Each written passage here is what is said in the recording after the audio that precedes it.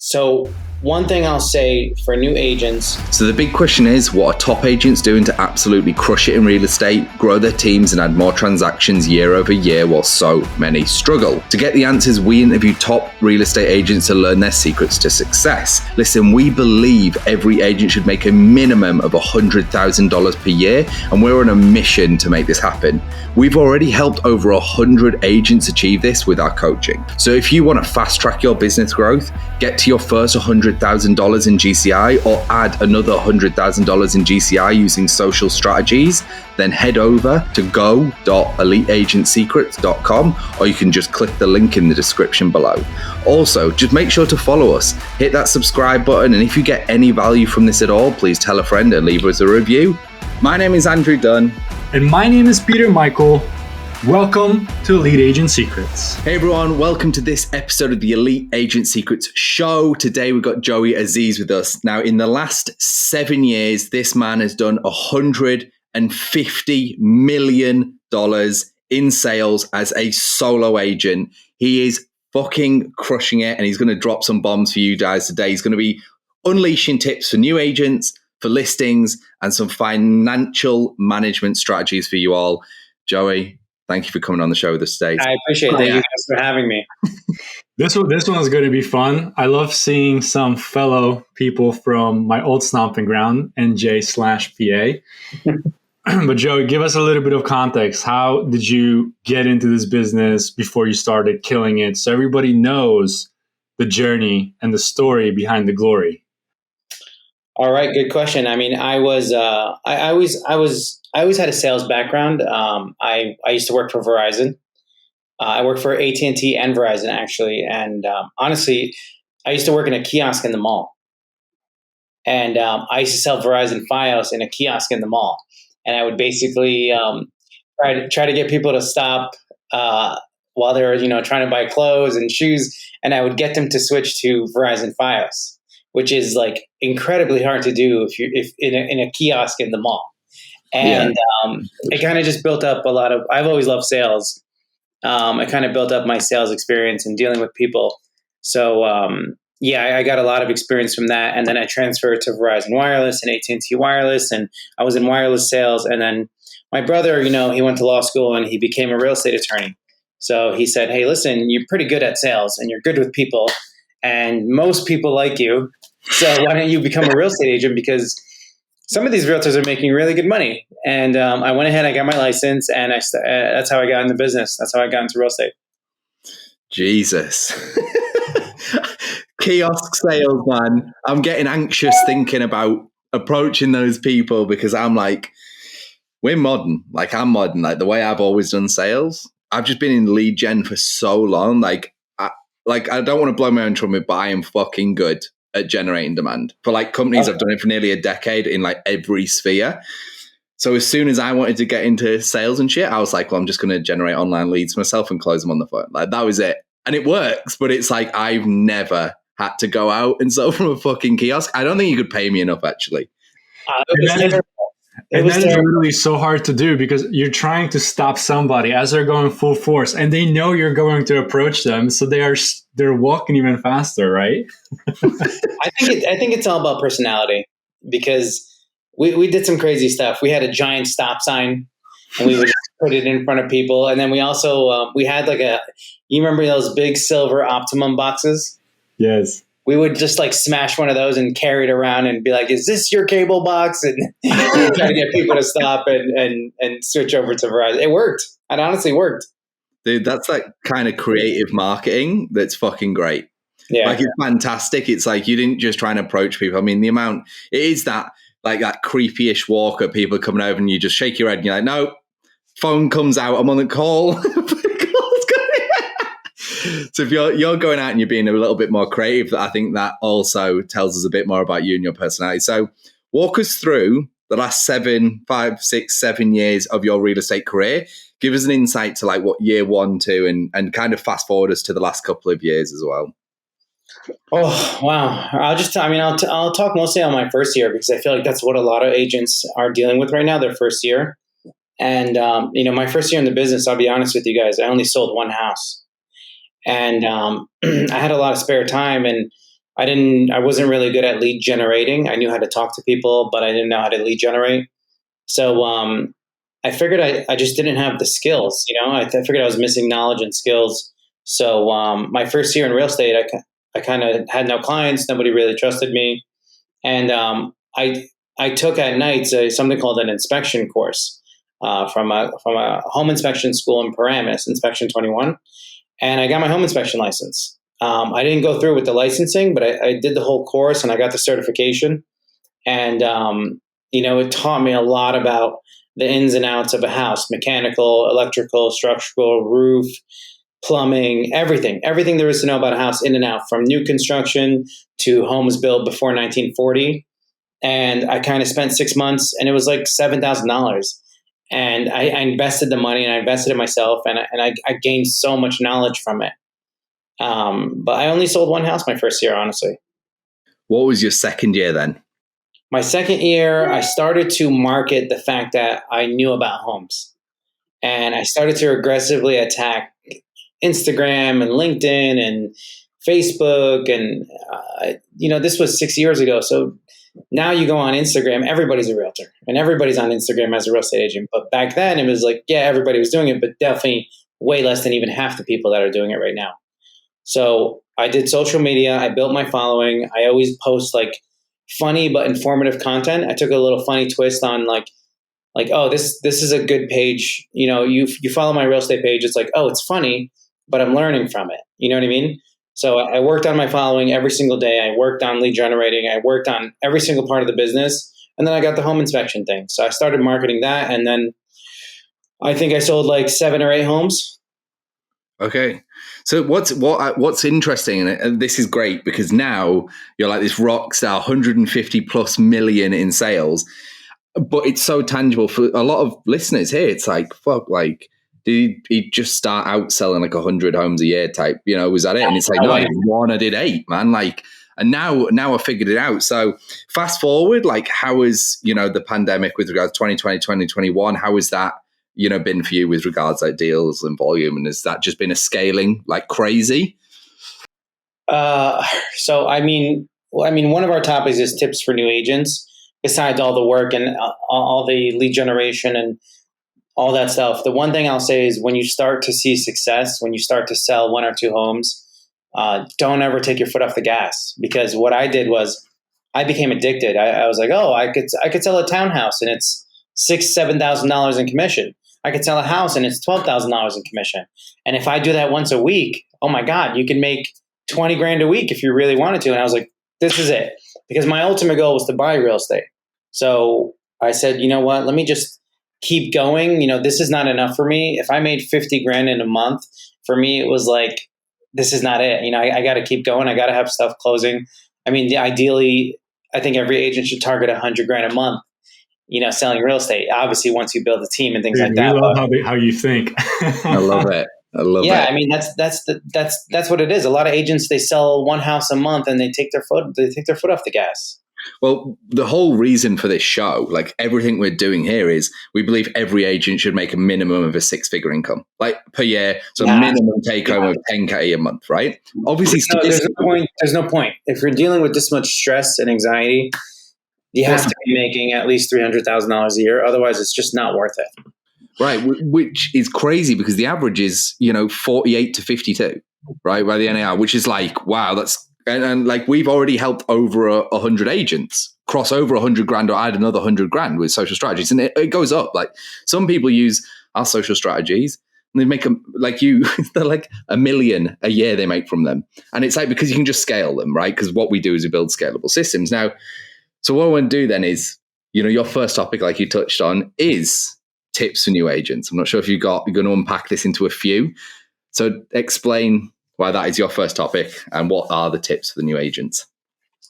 Oh, this is going to be a mouthful. I mean, so during COVID, I decided to open up a real estate office. I used to be with Keller Williams and I decided to go out on my own and I opened up a real estate office. And I honestly didn't think anybody would join, I thought it'd be just a few good friends, 5 or 6 realtors in the business. And it is ballooned to this 50 agent office. And we don't hire new agents. We don't take any new agents. They're not allowed. You have to have at least 2 years sales experience, and you have to have at least sold 10 homes. So one thing I'll say for new agents. Why isn't the first topic getting agents and building a team? Maybe this will be bonus topic, maybe. But anyway, back to new agents. That's insane, man. That's so I'm getting there. So my point is, all these agents, when they joined the office, none of them had an online presence. None of them had a Google account. None of them had a personal Facebook and a business Facebook, a personal Instagram and a personal a business Instagram. Nobody had LinkedIn. Nobody had Snapchat, WhatsApp, Twitter, HomeSnap, all these free tools for these agents where they can have themselves kind of used online. And none of these agents had a bio, and that bio needs to be spread across their website, their Zillow, their Realtor.com profile, and it has to be universal across the board, across all these platforms. And spend money on Google to put yourself out there, because all the agents that came to the office, none of them had that. And yes, they had clients from prospecting, but nobody really left them reviews because they had no online presence, and everything was kind of like mashed potatoes. There was nothing solid. And when the agents come to this office, we kind of make sure they're so solid on online, whether it's Google, Facebook, Instagram, Snapchat, LinkedIn. LinkedIn is a big one. Across the board, their website, professional website, all that stuff has to be their own brand too. Like a lot of people, they'll join a Remax or a Keller Williams, and they'll have a Remax website or a Keller Williams website. But what happens if you leave Keller Williams? Then you got to start over, and analytically, you got to start over again. It's a clean slate. We make our agents do their own website. Like mine isn't even. I'm the owner of Prestige Property Group, but my Google profile is Joseph Aziz Real Estate. My website is josephazizrealestate.net. So I would say for new agents, kind of make sure you're universal across the board, and be universal online. Your online presence has to be universal before you start aggressively prospecting, because nowadays people Google who they're working with. 100%. This is literally everything we teach as well. Like, building a brand is the single most important thing you can do in this day and age. 100%. Purely because, like you touched on, it's like if you're with KW now, right? And let's just say you're going to move to Compass, and let's say this is the simplest one that I get people to execute on straight away is the email. Set up your own fucking email, because if you are using andrew@kw.com, right? And then you leave KW, where's the email going? Always have, andrew@andrewsellsproperties.com, right? That's the email. So when, if you want to go and move to fucking Compass, or you want to go and move to whoever else, it makes no difference. Here's the thing that we say: no one gives a fuck what brokerage you're with. The reason they come to you is because they want the experience that you gave them previously, or the experience you gave another client type thing, right? Okay. So like building a brand, like you said, it's the single most important thing you can do in this modern age. And also, here's another thing. If you do, say, a brand which is not personal related, for example, let's say it was, I don't know, Boca Homes or something like that, that also does become a sellable asset in the future. Like if it's like Andrew's Sellable Homes, it's maybe a little bit harder because it could be tied to a personal brand. But if you do have a broader, Boca Homes, that's also something you can exit from, which is like real estate's a long-term game. Like everyone listening, you should know this by now. Like this is a long-term gig. So build for the long-term and brand. I love that this is your first topic, by the way, because like we're fucking huge on this shit. Build a fucking brand. Seriously. Start today. It's free. I always tell the agents, your brand is exactly like a house, and the foundation of a house is the most important part of the house. Your brand is your foundation. Everything you do to build that foundation, your first couple of years in business, is going to determine if you have a strong house that's going to survive in any market. Yeah. So on top of building a brand, then, just for what you're telling your agents, for our listeners, when people are like, okay, well, I've set up my accounts, Joey. Like, I've got my accounts, Joey, right? What now? Do people just come to me and you're like, what do you say with regards like content and actually actioning against that? Because I know this is something we run into constantly. It's like, what do I post? Like, what do I talk about? Like, I don't have anything to talk about, which once you unlock that in people, they realize that actually they probably talk about too much shit. But how do you go about teaching that to your new agents? And what would be your recommendations? Oh, so just to make it very clear, what I just said is 10% of it. The rest of it, there's so much more to it. Yeah, you have to have an online brand, blah, blah, blah, but that's just 10%. I would say 25% of it is building your audience, and then also kind of circle prospecting and posting content so that, like, I'll give you an example. I had a guy, he called me, he's like, hey, you have a new construction and I'd like to see it. Unfortunately, it was under contract. So I said, this one's already under contract, but I'd love to find a new house. I'd love to help you find a different house. And he said, well, I want somebody who's going to have time for me, who's going to be experienced in new construction. So I said, no problem. Go on my YouTube channel. I have a video that I made specifically targeting new construction. And I'm going to text you a list of new constructions that I have sold and reviews from clients. And I just basically sent him my Google, my YouTube channel, and my website. And my website, I also touch base that I do new construction. So honestly, having that online presence, but constantly posting content that's going to catch somebody's attention, even if it's somebody brand new that you just met that day, is going to earn you a follower, and you're going to build a lot more trust in that client very, very quickly, other than just a cold call that, like, they've gotten 15 other calls. 100%. It builds the turnaround time on leads, especially with YouTube. This is what we're seeing now. Like, you can build authority crazy fucking quick. Yeah. Like, it's wild when you've got content, because people don't scroll back that far. Like, contrary to a lot of belief, if they think, they've got time to go back years, they don't. They go, like, they do a couple of thumb flicks, which is about 10 posts, and then they're done. Like, yeah, so if you're posting, a day, every day, or on YouTube, we do like once every 3. That's what we do. We do twice a week, and we get some content out. But how are you coming up with your ideas then? Again, for our listeners, I know this is a common topic, for maybe not so much for YouTube because it's a little bit less, but maybe for Facebook or Instagram or things like that. What are you using for content ideas?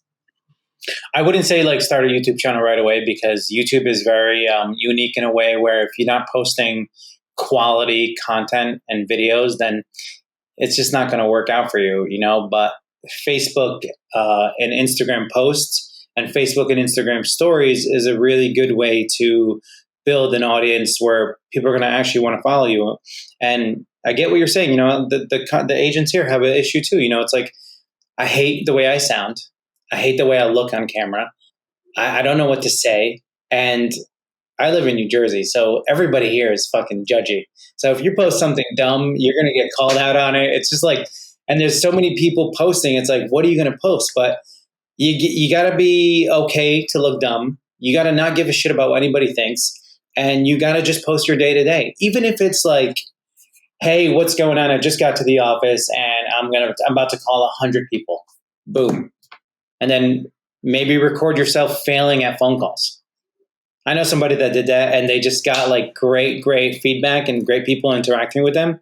And I mean, I hear stories every day. If you guys knew like the calls I get, it's crazy. I had a guy, I sold a strip mall in Passaic from somebody that was watching my stories.